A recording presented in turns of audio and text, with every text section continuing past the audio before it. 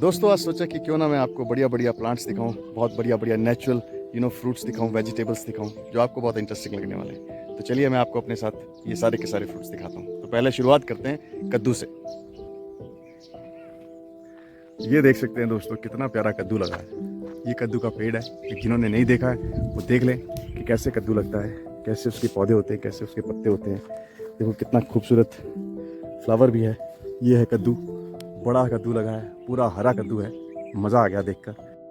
ये देखिए कद्दू, कद्दू ऐसे लगता है, इसके ऊपर एक फ्लावर आता है, छोटा सा कद्दू है, साइज़ में बड़ा होता जाएगा जैसे जैसे टाइम बीतेगा, बड़ा हो जाएगा। ये कद्दू की बेल है पूरी की पूरी। तो ये इस तरह से कद्दू जो है उसके आगे एक फ्लावर लगता है, फिर वो फ्लावर छोटा हो जाता है, कद्दू बड़ा हो जाता है। नेक्स्ट है दोस्तों लौंकू। ये लौंकू का पेड़ है जो कि एक घिया के जैसी सब्जी होती है। ये मैंने तोड़ा है, ये देखिए, ये घिया के जैसी एक सब्जी होती है, लौंकू कहते हैं इसे।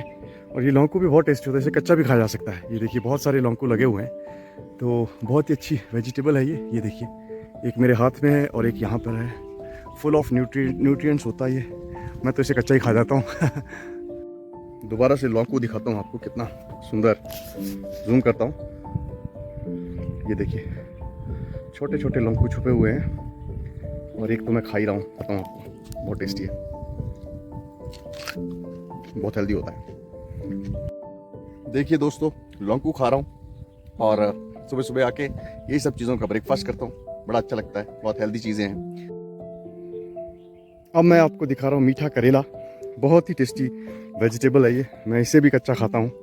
ये देखिए ये करेले के जैसा होता है, इसके ऊपर आप देख सकते हैं दाने होते हैं और कांटे जैसे होते हैं, लेकिन ज़्यादा तीखे नहीं होते हैं। इसे खाने में बहुत मज़ा आता है, बहुत मीठा होता है, इसीलिए इसे कहते हैं मीठा करेला। आप देख सकते हैं, मैं आपको पूरा का पूरा पेड़ दिखाता हूँ इस मीठे करेले का, बहुत ही बढ़िया, बहुत ही हेल्दी और फुल ऑफ न्यूट्रिशन होता है। आज मुझे लगता है मेरा ब्रेकफास्ट मैं इस मीठे करेले का ही करने वाला हूँ, बहुत ही टेस्टी, बहुत ही बढ़िया चीज़ है ये। और मैंने बहुत सारे मीठे करेले भी खाए, मैं आपको दिखाता हूँ। अभी सारे ही मैंने वैसे ख़त्म कर दिए, पर ये देखिए, ये देख सकते हैं आप, ये जो छोटे छोटे करेले लगे ना मिर्ची के जैसे, ये है मीठे करेले। सारे ही खा दिया मैंने यहाँ पे, बड़ा अच्छा लगा। ब्रेकफास्ट पूरा का पूरा मेरे मीठा करेले और लौंकू का हो गया। ये देखिए दोस्तों कितने बड़े बड़े मीठे करेले हैं, बहुत ही अच्छे हैं, बहुत ही हेल्दी होते हैं ये। इसके ऊपर दाना होता है और मैं एक निकाल कर आपको दिखाता हूँ, खा के भी दिखाऊंगा, थोड़ा तीखा भी होता है, अभी खाने में बहुत ज़्यादा टेस्टी होता है। देखिए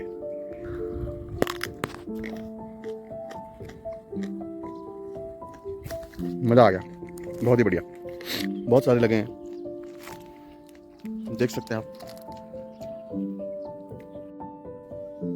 दोस्तों इस चीज़ का नाम तो मुझे पता नहीं, लेकिन ये जंगलों में लगा होता है और अगर इसको आप देखें, जब ये थोड़ा सा कच्चा होता है तो ये हरा होता है और खटा खटा होता है। विटामिन सी इसके अंदर बहुत होती है, तो विटामिन सी से रिच ये छोटा सा फ्रूट ही समझ लीजिए आप इसे, नाम मुझे पता नहीं है, बट मैं आपको क्योंकि दिखाता रहूँगा ऐसी अच्छी अच्छी चीज़ें। तो नेक्स्ट आप देखिए, ये है दोस्तों पतेड़ू, इसकी सब्जी बनती है, बहुत ही बढ़िया सब्जी बनती है और गांव में लोग इसे जो है तल के खाते हैं और इसे रोल करके खाया जाता है। बहुत ही बढ़िया, बहुत ही मस्त चीज़ है खाने के लिए, पतेड़ू इसे कहते हैं। बड़ा साइज है पतेड़ू का और उसके ऊपर लगे हैं नींबू, बहुत ही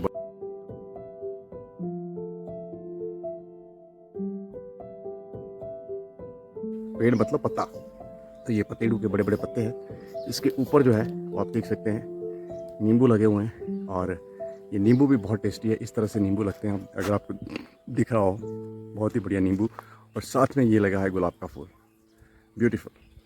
तो नींबू, पतेड़ू और गुलाब का फूल तीनों एक साथ। ये देखिए दोस्तों, ये है बहुत ही खूबसूरत सूखी सूखी लीव्स, जिसको लोग, बहुत सारे लोग डेकोरेशन के लिए भी यूज़ करते हैं। ये कितनी खूबसूरत यहाँ पे लगी है, लोग नीचे से इसे निकालते हैं और बहुत लंबी होती है ये, तो इस तरह से इसे निकाल कर इसे जो है लगाते हैं और बहुत खूबसूरत उनका ड्राइंग रूम और जहाँ पे भी वो लगाते हैं लगता है। अब दिखा रहा हूँ दोस्तों आपको ये पर्पल वेलवेट कलर का फ्लावर, बहुत ही सुंदर, बहुत ही खूबसूरत मखमली ये फ्लावर है। इसको अगर आप हाथ लगाएंगे तो आपको ऐसा लगेगा कि एक्चुअली में ये वेलवेट है।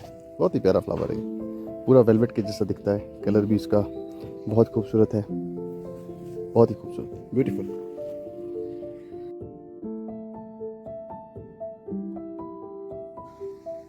अब आप देख सकते हैं ये येलो कलर का फ्लावर, यूजुअली ये पूजा में यूज़ होता है और बहुत सारे लगे हुए हैं यहाँ पे येलो कलर के, बहुत ही ब्यूटीफुल, बहुत इनफैक्ट काफ़ी अच्छी वेराइटीज़ के फ्लावर लगे हुए हैं, बहुत खूबसूरत है देखने में। अब देखिए ये चील के पेड़, कितने खूबसूरत चील के पेड़ हैं, चारों तरफ चील ही चील। इनकी हाइट बहुत बढ़िया होती है, बहुत ऊंची होती है और बहुत ही ब्यूटीफुल, मज़ा आ गया। अब आपको एक बहुत बढ़िया चीज़ दिखा रहा हूँ, ये है पाइन का पूरा कैसे ये पाइन ट्री पे पाइन का जो सीड कह सकते हैं, इसी से पाइन सीड्स जो है एक्सट्रैक्ट होते हैं, ये नीचे गिरते हैं, फिर इसे सुखाया जाता है। 3-4 साल की प्रोसेसिंग के बाद इसके अंदर से पाइन सीड्स निकलते हैं और वो इतने न्यूट्रिशियस होते हैं क्योंकि बहुत प्रोसेसिंग के बाद वो पाइन सीड निकलते हैं, इसलिए उनकी कीमत भी 15-16 हज़ार रुपया किलो होती है। फॉर्चुनेटली मैं तो इन्हें नीचे जब गिरते हैं तो उससे पाइन सीड्स निकालता हूँ, हमें तो फ्री में भी मिल जाते हैं, बहुत अच्छा लगता है। ऊपर जिसे कहते हैं उसे आसमां कहते हैं और जिस चीज़ का कोई अंत ना हो उसे माँ कहते हैं। दोस्तों, एक बहुत ही बढ़िया, बहुत ही इंटरेस्टिंग कहानी आपको बताने वाला हूँ उस दुनिया की बेशकीमती चीज़ के लिए जिसको शायद कोई भी रिप्लेस नहीं कर सकता, वो है माँ। इस माँ के ऊपर मैं आपको एक कहानी सुनाता हूँ और मुझे पूरी उम्मीद है आपको इस कहानी को सुनने के बाद अपनी माँ की तरफ और ज़्यादा इमोशंस, और ज़्यादा प्यार, और ज़्यादा रिलेशनशिप बिल्डअप करने की इच्छा होगी और आप उनकी और ज़्यादा इज़्ज़त करना शुरू कर देंगे। तो एक बार की बात होती है दोस्तों कि एक लड़का काफ़ी गरीब घर से होता है, तो वो एक दिन जो है ना शहर आता है, शहर में किसी दुकान में जाता है, जूतों की दुकान में, ठीक है। तो वो जब वो जूतों की दुकान में जाता है तो जूतों का मालिक जो है वहाँ पे बैठा होता है, तो बोलता है, उसे देखता है तो उसे लगता है यार ये तो कुछ अजीब सा लड़का है, अच्छा इसका पहनावा नहीं है, पता नहीं क्या इसको चाहिए होगा, ले भी पाएगा जूते या नहीं ले पाएगा। तो कोई बात नहीं, उसे कहता है कि हाँ भैया बताओ क्या चाहिए। तो लड़का जो है ना वो अपनी जेब से एक कागज़ निकालता है और कागज़ निकालने के बाद ना उस कागज़ पे एक्चुअली एक आउटलाइन की होती है पाँव की।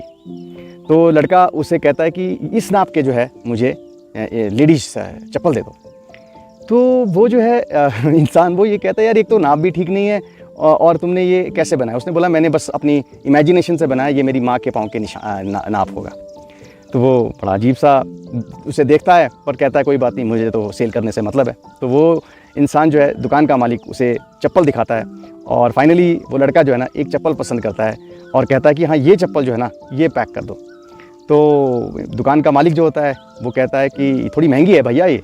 तो बोला कि नहीं कोई बात नहीं आप पैक कर दो। बोला कितने की है? बोलता है ये 800 रुपये की है। अब वो 800 रुपये पे कर देता है। तो जब वो जाने लगता है ना तो जाने के लिए से पहले जो है वो दुकानदार उसको पूछता है कि बेटा एक बात बताओ तुम्हारी सैलरी कितनी है? तो लड़का कहता है कि मेरी सैलरी 8000 रुपये है। फिर वो पूछता है कि तुम कहाँ रहते हो? बोलता मैं इस गाँव में रहता हूँ। बोले यार 8000 रुपये में तुम्हारा क्या हिसाब किताब है? बोला यार मैं ना 5000 रुपये मेरा खर्चा पानी निकल जाता है, बाकी का 3000 है जो मैं माँ के लिए रखा है और उसमें से मैं जो है 800 रुपये की उसको चप्पल लेके जा रहा हूँ। तो मालिक सोचता है यार देखो इतना कम पैसा है और इतनी बढ़िया और इतनी महंगी चप्पल ये खरीद के लेके जा रहा है, कोई बात नहीं, खुश हो जाता है मालिक।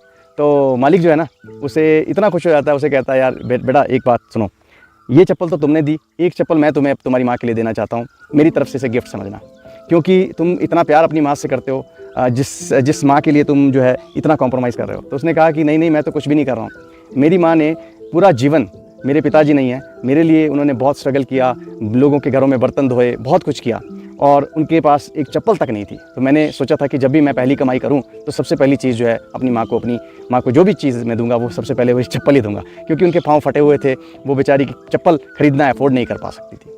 तो इस चीज़ को सुनकर ना वो दुकानदार बड़ा खुश होता है और बहुत उसकी रिस्पेक्ट करता है कि देखो वो माँ कितनी अच्छी है जिसने अपने बेटे को ऐसा बनाया और वो बेटा भी कितना अच्छा है जिसने इतने अच्छे संस्कार बनाए। अब वो बच्चा जो है, लड़का जो है वो चप्पल लेके जाने ही लगता था। तो जैसे ही वो आगे गेट की तरफ पहुंचता है तो पीछे से जो है ना वो मालिक दुकान का उसके पास आता है और उसे कहता है कि भाई यार मेरे को आपसे एक चीज़ चाहिए। तो वो लड़का सोचता है मुझसे क्या चीज़ चाहिए यार, मैं क्या दे सकता हूँ। बोला यार तू वो जो कागज़ है ना जिसमें तूने हाथ से वो ड्रॉ किया है पाँव के निशान, वो मेरे को दे दे। तो लड़का सोचता है यार ये तो बड़ी अजीब सी चीज़ है, पर चलो क्या फ़र्क पड़ता है, मैं दे देता हूँ। तो वो जो कागज़ होता है जिसमें पाँव के निशान होते हैं ना, वो दुकानदार ले लेता है और दुकानदार जो है ना उस कागज़ को लेकर दुकान के अंदर जो छोटा सा मंदिर होता है ना उसमें वो रख देता है उसे खोल कर। तो ये चीज़ को देख कर ना जो दुकान के उसके सेल्समैन होते हैं वो बोलते हैं यार बड़ा अजीब सा चीज़ है। तो एक आदमी ना उसका सेल्समैन बड़ा एक्साइटमेंट में पूछता है कि सेठ साहब ये बताओ ये आपने क्या किया? बोला यार आज ना मेरे दुकान के अंदर और मेरे दुकान के मंदिर के अंदर सच में लक्ष्मी आई है, लक्ष्मी के कदम आए हैं। तो लड़का पूछता है, बोला कैसे? बोले यार ये बताओ, जिस माँ ने अपने ऊपर इतने कष्ट करके ऐसे बच्चे को पढ़ाया बनाया और ऊपर से वो लड़का इतने अच्छे उसके संस्कार हैं, तो मुझे नहीं लगता ये जो कागज़ पे बनाया हुआ है उस लड़के ने पाँव के निशान, ये किसी लक्ष्मी के पाँव के निशान से कम होते हैं। तो इस तरह से दोस्तों ये छोटी सी कहानियाँ पर ये कहती है ना कि ऊपर जिसे कहते हैं उसे आसमान कहते हैं, लेकिन जिसकी कोई कीमत ना हो, जो बेशकीमत हो, उसे धरती पर माँ कहते हैं। दोस्तों मुझे उम्मीद है आपको ये कहानी अच्छी लगी होगी। जाइए अपनी माँ के पाँव छूइए, जाइए अपनी माँ के लिए वो सब करिए जो वो डिज़र्व करती है, क्योंकि उस माँ ने आपको जो है ना बहुत बड़ा बनाया। आज आप जो भी हो बिकॉज ऑफ हर, उसकी तरफ से हो, उनकी तरफ से हो। उनकी इज़्ज़त करिए, उनसे प्यार करिए, क्योंकि माँ बाप की रिप्लेसमेंट कोई नहीं कर सकता। माँ बाप जो है ना कीमती लोगों को मिलते हैं, उन किस्मत वालों को मिलते हैं। उनसे पूछिए जिनके माँ बाप नहीं हैं, उनसे पूछिए जिनकी ना माँ है, जिनका ना बाप है, वो जानते हैं रियल वैल्यू अपने माँ बाप की। तो दोस्तों इज़्ज़त करिए अपने माँ बाप की, अपने माँ बाप को पलकों पर रखिए और उनको वो दुनिया की सारी खुशी देने की कोशिश करिए। शायद आपको किसी मंदिर में जाने की ज़रूरत नहीं होगी, क्योंकि माँ बाप के चरणों में ही मंदिर होता है। मुझे उम्मीद है दोस्तों आपको ये कहानी बहुत अच्छी लगी होगी। Please like, subscribe and forward my videos.